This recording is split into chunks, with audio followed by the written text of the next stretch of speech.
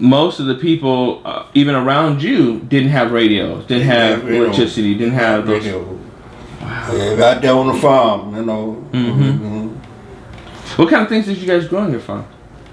What did you grow on your farm? We cotton, corn, and then we have a garden, you know. Mm-hmm. Mm-hmm. Did you guys take that the plow? We had the mule to plow it up. Mm-hmm. Did you guys take that and then sell it, or did you just consume it?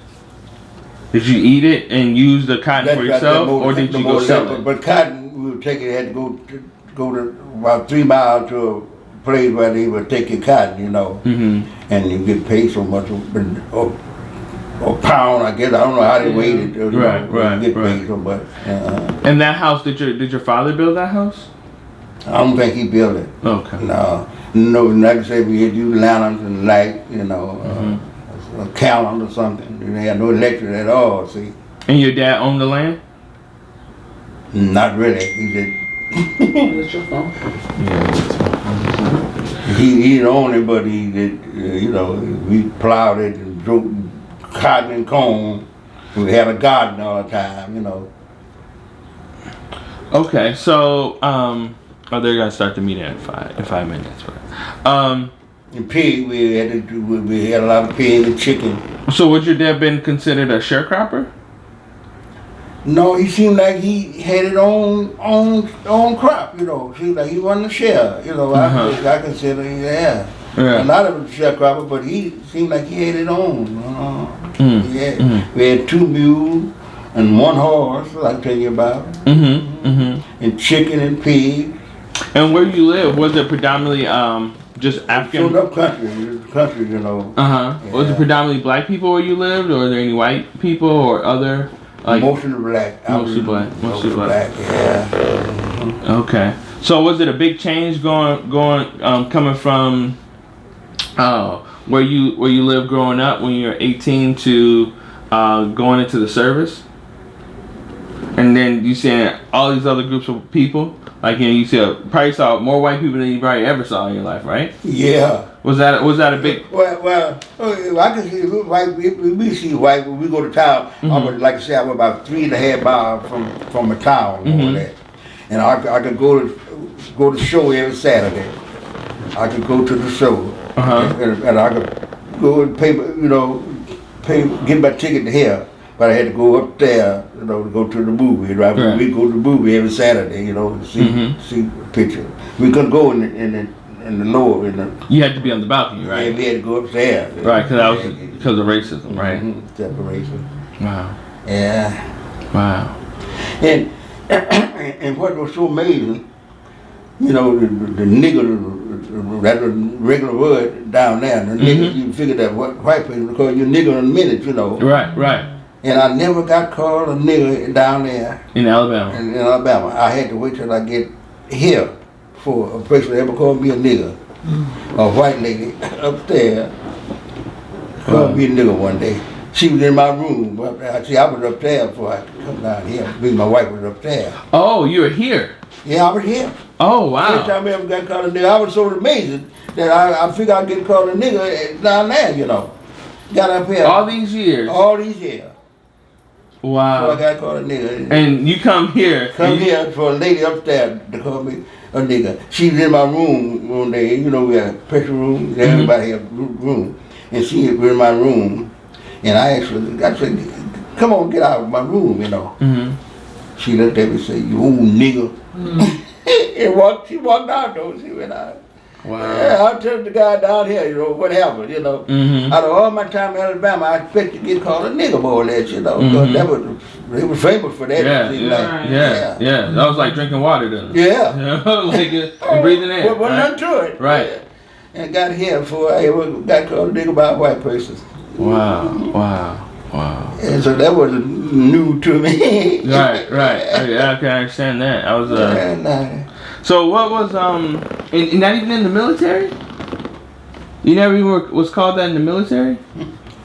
Yeah, but I think I was like an old guy somehow or another.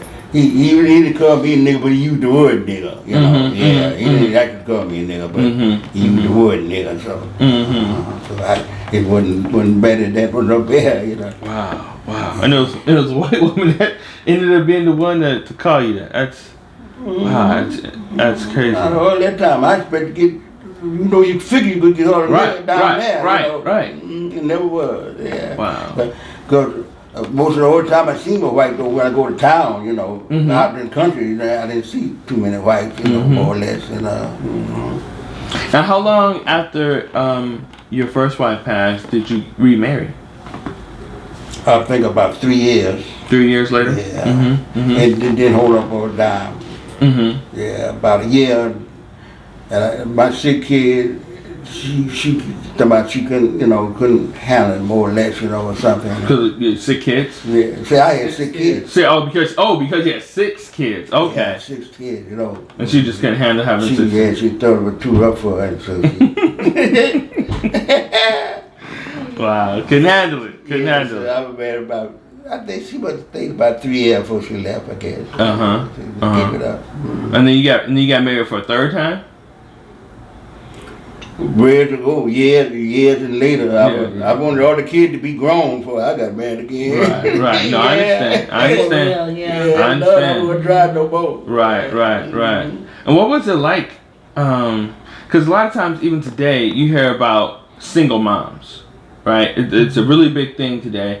Black men, they don't take care of their kids. They get, got 5 baby mamas and blah, blah, blah, and so forth.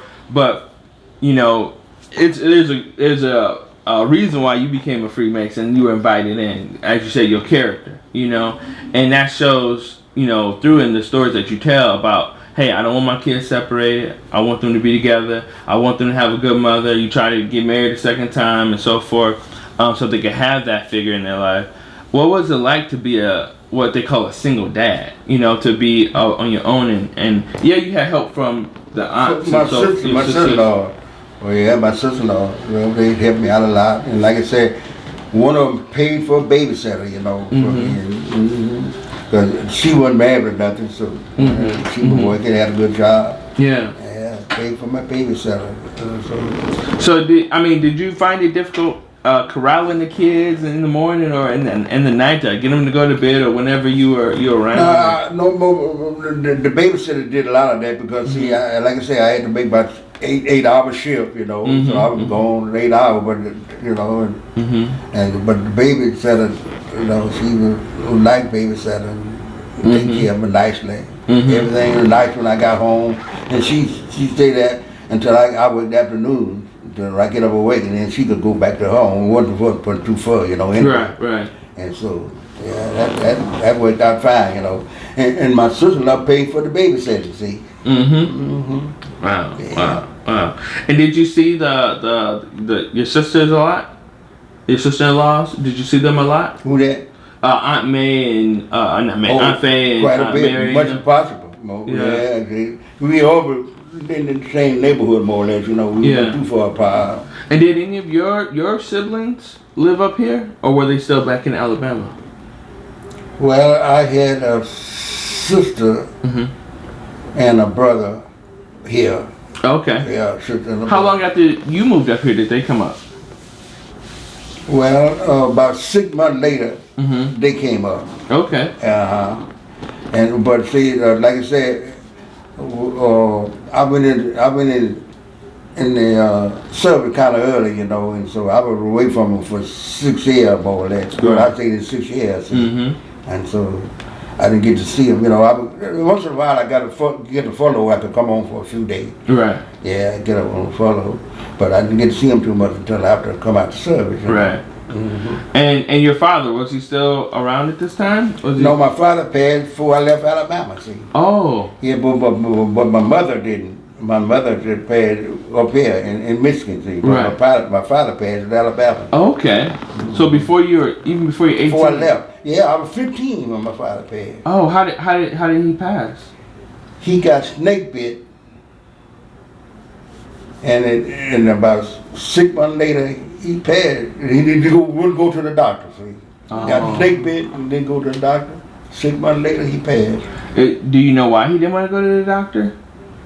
Was he just kind of a stubborn man? Yeah, stubborn. Okay. Yeah. They had a whole. They believed in the home remedy, you know. Right. They didn't hardly go to a doctor, and you know, the doctor. We live so in the country. The doctor be so far away anyway, you know. So yeah. And it's also my understanding too that back in those times, a lot of doctors were white. Right? It was hard to find a black doctor. But all of them white. Yeah. And a lot of times they didn't want to come out to the country anyway. Right. Yeah, I was actually reading a book called Black and White as I See It, and it was by Sherman Williams. That's Venus and Serena Williams' father, and he talked a lot about his life. And he, I think was it Louisiana where he grew up? I think it was Louisiana where he grew up, and he said that in his book that white doctors wouldn't see you. They would have to go to a veterinarian, an animal doctor, and to be seen. And then the animal doctor didn't even want to let you in the front door. He made you go around the back. And that was all that was happening in them days. Yeah. And he talked about how his mom tried to take him to the dentist one time, and the dentist said that he would rather work with an animal than to go into a black person's mouth. So when I hear you talk about your father not wanting to go to a doctor, and there's only white doctors, it makes me think that maybe he thought he was gonna get, incorrect treatment or be treated unjustly. No, they believe in the home remedy. They believe this is a home remedy. He was they were home remedy people, you know. What kind of home remedies did they use on y'all when y'all were kids? That kind of beyond me, but they think they can take care of their own self. They do temp time, all that other stuff, wrap it up with cloth around and something. They but the doctor more than that. Yeah. So that's why he would need to go. Wow. Yeah. And go ahead. They said I was named after a doctor. They had a doctor named was David Walker. And his name was David Walker, see, the doctor. And they named me David Walker. Were you born in a hospital or were you born at home? No, a doctor that came in, I think that it must have been to take care of me, see. By my daddy, mother, man, this white guy, he had a lot of, connections. Connections, Right. Yeah. Okay. Yeah. So okay. So you say your dad's mom had married a white man. A white man. I see. So I think that was he helped him out a lot. Yeah, help his son-in-law or whatever. Yeah. That makes sense. Wow. Said Wow. And he would come out to the house and visit with his wife. Come to the house. That's the only time I ever seen him. And wasn't it illegal at the time for? More or less, yeah. Because I think the first people that went to Supreme Court and got it legalized, they're called the Lovings, and it was a white man and a black woman that got married, and they recently wrote a book about it, and it's been in the news quite a bit here lately.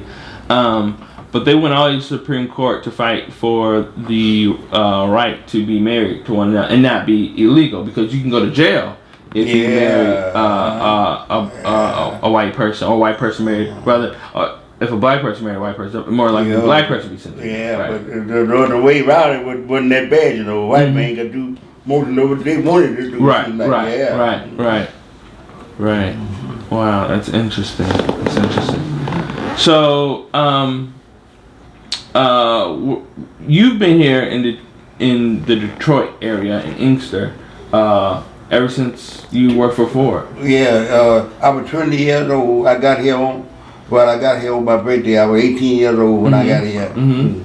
And when did you retire from Ford? In Delbert. In Delbert? Delbert, Michigan. Delbert, Michigan? How old were you when you retired from there? You know, I really don't know how old I was, but I started in 47, and I worked 30 years. Okay. So add that up. Yeah, 1977 then. I worked 30 years. Wow. And I retired in 1978. Oh, you started in 1978. I retired in 1978. Oh, you were retired in 1978. Well, that makes sense. And look how many years I've been retired now. Wow. About almost going on 50 years, I see. Wow. Yeah. And that's a long retirement, you know. That is long retirement. Yeah. I So don't you know. never worked since then? You ever worked since Oh yeah, I worked at a funeral home for 21 years after I retired. Right. Wow. What did you do at the funeral home? I would answer the phone. I was on the phone. I worked from 4 to 9 and every day. Wow. And that's something that's different too. You know, today people don't work 20, 30 years on one job. You know, that's very interesting because today most people stay on a job 5 years, maybe 10. You know, then they go find something different. You know, wow. Well, I wanted to get that pension. I wanted to wait longer to get my pension. See, I retired to get a pension. You know. So. And a pension is basically where you keep getting paid, right? Yeah. Even after you stop working. Look how many check I done drawn since I retired. Yeah, because I've been retired about 45 years or more. See? And you just been, wow. Yeah. And they don't do pensions anymore either. That's right. No, you can't. You really can't find a job that's gonna give you a pension. You know, you know, a lot of jobs are what they call corporate now, where you know you work for a company and you work in the business side of things, and not necessarily where like the retailer. You know, like you may work for what they call the corporate office, right? Which is the home office for a business. And they don't do pensions, you know. They do what they call like a mutual fund, or another word they call it is 401k, and they'll match you. And what that 401k really is a play on the stock market, right? So they'll give you a bunch of different stocks from different companies, and those sometimes they do well, sometimes they don't. And you pay money into that stock, and then sometimes what the company do, they'll match you. So you'll pay $5 into it per hour, they'll pay $5 in per hour. And if you can find something that match, that's really good. And sometimes companies will go above your what you put in. But that's pretty much all there is in terms of retirement today.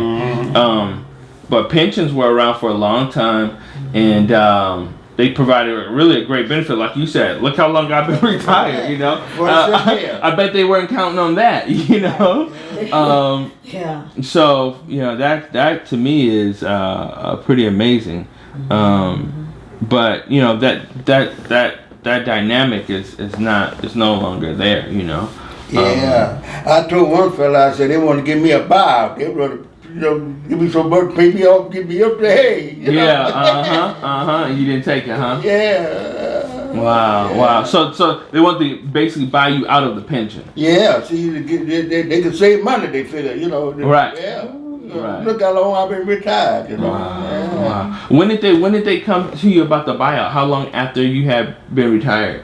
Like, was it years after you had been retired? They want to buy you? Quite a few years. Yeah, about 25 or something. And they're like, oh, he's still getting around. Let's try to buy him out. It's a good thing you didn't take it. That was very smart. That was very smart. Okay. So have you ever wanted to move away from Michigan? No, I never thought about leaving it.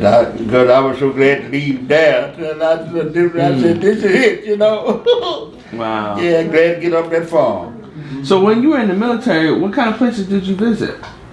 Because you said you were on a ship, right? Yeah, I did 36, I stayed in 6 years and did 3 years sea duty. 3 years sea duty. So in those 3 years, did you travel to a lot of places? Yeah, buddy. Ooh, Lord. South Africa was our first stop. South Africa. And then the Casablanca. And then, I can't name other places. That ship was docked in. It went everywhere, though. Yeah. Wow. Yeah. Wow. We would go over with a load, put them down, come back and get another load. A soldier, see. I was on transportation ship. Okay. Get the soldier open. And that was for the war. Yeah. Did the ship ever get attacked? About 2 times. I had to abandon the ship 2 times. Wow, you had to abandon ship? Yeah, the torpedo, A torpedo hit your ship? the ship. Wow. Yeah, and you had to jump off? We were always on the convoy. Uh-huh. If one ship get hit or nothing was gonna pick you up, Right. So I had to go. Did the ship sink? I think so. We had to leave it, so I just figured it's up. Wow. Yeah, it was going Did down. anybody die? Yep. And when the torpedo hit, did anybody get that injured or? No, they hit the ship supposed to land, and we had to leave the ship, and we figured it was sinking, And that happened twice. Yeah. To 2 different ships. I had to man the ship 2 times. Wow. Wow. The ship got hit. Yeah, so did you have to leave all your belongings, pictures, and everything you had? Man? You had to read. I lost so much stuff. I lost the big hammer book, Oh. Yeah, 'cause when they rang that bell and go in front, then they close. They got doors to close to help, So the water. yeah. And you bet not go back down through there no more. Because you get locked up. Yeah. And when we get up, we try to make a count. And and somebody be missing. They figured they had to went back down or something. Wanted to get something, shoot, never get back. Wow. Because they closed them doors. They got them doors, his button, them doors closed. No. Right now. Yeah. No. I had to man the ship 3 times. 3 times. 3 times, got hit.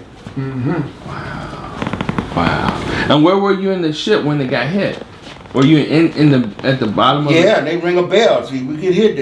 The bell go up, all ship or boat, topside.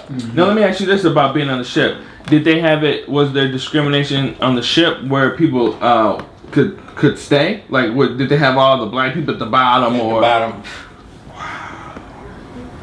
Wow. Because I remember watching the movie Titanic some years ago, and they had all the black people at the bottom, and many of the black people did not make it out of the ship, and they drowned with the ship because they had them so far down. And then even when they had the life rafts, white people were able to get in first, and the black people couldn't get on. Yeah, well, like I said, when they ring that bell, up above, you better be coming forward, baby. So Daddy, on topside. out of the 3 times, were you in the bed one time when it happened? Were you No, sleeping? never was in the bed. Never was in the Never bed. was in the bed when that ship got hit. Was it during the day or night? Yeah. In the early part of the night, I think we got hit, but mostly in the daytime or something. Wow. Because most of when we taking soldiers over, we be in a convoy, because they got to try to keep them soldiers over. Coming back, you on your own more or less, see, to pick up another load, and that's when they can do damage to you. Because you ain't got no protection, no more ships around you to help you out. Right. So they took the ship. The ship had to lead it, drop the people off. And when you're going over with a load, they got the convoy. You surround it. Yeah. Because they want to get them people there so they can get up the boat and go fight. Right. Coming back, that's when we mostly get hit coming back. Okay. And your ship didn't have no guns or nothing, no big torpedo guns or nothing. They had guns. Yeah. They had guns. But Your ship had guns? yeah, my ship had guns, but them torpedoes, They come in the water. Yeah, they- Submarine. That shit what good is gun to you? Right. Right. You can defend from an air attack or another Yeah, ship, but right. underwater, there's no defense for that. Right. You ain't got that protection coming Right. back, see? Right. Yeah, and that's when we get hit coming back. And a lot of after the war, a lot of people, they created like programs to help soldiers get back on their feet. Housing programs and things like that. Like FHA loans came about, all that stuff. Did you receive